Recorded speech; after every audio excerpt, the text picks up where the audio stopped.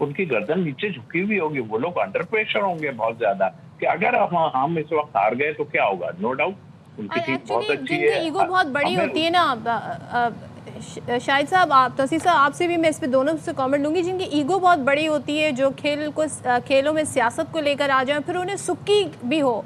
एक तो मई में जो मार्का हक में उन्हें रुसवाई हुई, उसके बाद खेल के मैदान में भी उनके साथ जो हुआ, पाकिस्तान ने जिस तरीके से फर्म स्टांस दिया और फिर घुटने टेकने पर मजबूर कर दिया। उनके शुक्ला साहब फरमा रहे हैं जी हम बार बार मिन्नतें करते रहे पाकिस्तान की मनाने के लिए, उन्हें आईसीसी के डिप्टी चेयरमैन को भेजा कि चले जी हमारे साथ मैच खेलें। तो इसका भी एक उनके ऊपर एडेड प्रेशर होगा। शाहिद साहब, आप एग्री करते हैं इससे? और फिर पाकिस्तान को मज़ीद अपनी, आप समझते हैं क्या चीज़ें बेहतर करने की ज़रूरत है? एक तो पावर प्ले में हम बेहतर खेलना ज़रूरी है, और किन चीज़ों पर फोकस करना होगा हमें अगेंस्ट इंडिया?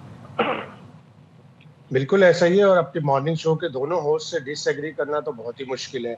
और जिस तरह इंडिया ने सारी अपनी अना दिखाई, सारा अपना पैसे का गुरूर दिखाया, अगर हम एशिया कप का फाइनल जीते हुए होते तो आज वो इतना गुरूर, इतनी सब कुछ अकड़ नहीं दिखा पाते। लेकिन पाकिस्तान टीम में एतमाद नजर आ रहा है। कल उस्मान तारिक भी बहुत अच्छा बोले, उन्होंने कहा अगर भारत वाले, मीडिया वाले, उनकी टीम वाले मेरे एक्शन को डिस्कस कर रहे हैं, इसका मतलब है मैं बहुत खुश हूँ, इसका मतलब है दबाव उनके ऊपर है।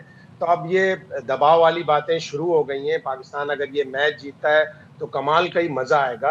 और वो जिस तरह बड़ा शायर ने बड़ा खूब एक छोटा सा मिसरा कहा है, कुर्ब के ना वफा के होते हैं, सारे झगड़े अना के होते वाह वाह वाह वाह, क्या बात है शाहिद भाई। तौसीफ साहब, आप इस पे कमेंट कर दें, अब क्या हमारी प्लान और स्ट्रैटेजी होनी चाहिए अगेंस्ट इंडिया? देखिए, एक तो पहली बात जो आपने की ना, इनकी मजबूरी थी, वो घुटने टेकना और पता नहीं क्या क्या नाक बिगड़ना, ये सब हो गया था। एक्चुअल उनके लिए बहुत बड़ी प्रॉब्लम खड़ी हो गई थी।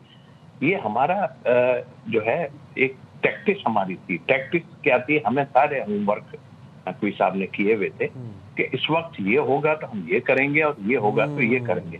देखिए, ये टूर्नामेंट जो है, ये पूरा इवेंट पाकिस्तान के बगैर नहीं हो सकता। और ये मैं भी कह सकता हूँ कि इंडिया भी है। ये दो टीमें ऐसी हैं जिनके बगैर ये इवेंट बहुत मुश्किल है। इसी तरह अगर हम इंग्लैंड और ऑस्ट्रेलिया की बात करते हैं कि भाई वो जब खेलते हैं तो उन दोनों टीमों के बगैर भी इवेंट कुछ जगहों पे या सीरीज बहुत जानदार है। लेकिन पाकिस्तान और इंडिया की सीरीज तो बहुत ही तगड़ी है।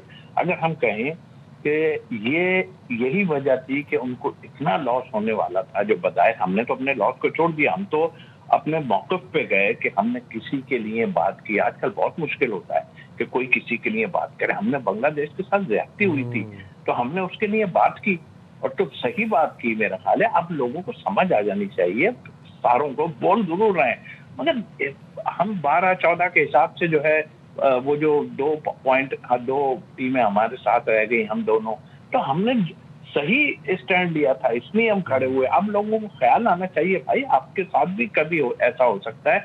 और मैं तो सीधा कहूंगा कि ये इनकी मजबूरी थी, जो ये इन्होंने इतनी दूर दूर से उड़ान भरवा के 2-3-4 आदमियों को भेजा। खुद ही आ जाते भाई, वो जय शाह साहब आ जाते। लेकिन भाई तौसीफ भाई, एक चीज़ तो है, मोहसिन नकवी साहब की डिसीजन मेकिंग को हमने क्रेडिट देना चाहिए कि देखिए, ना तो मैच का बायकॉट हुआ, पाकिस्तान इंडिया मैच भी खेलेंगे, अच्छा जी, उसके बाद शराइत भी अपनी मनवा ली, बांग्लादेश पे पेनल्टी भी नहीं लगेगी, आईसीसी का इवेंट भी बांग्लादेश को मिलेगा 2028 ऑनवर्ड्स, और आईसीसी के तरले भी करवा लिए। तो ये आउटस्टैंडिंग जो डिप्लोमेसी थी कह लें, इसको स्ट्रेटजी कह लें, कमाल थी।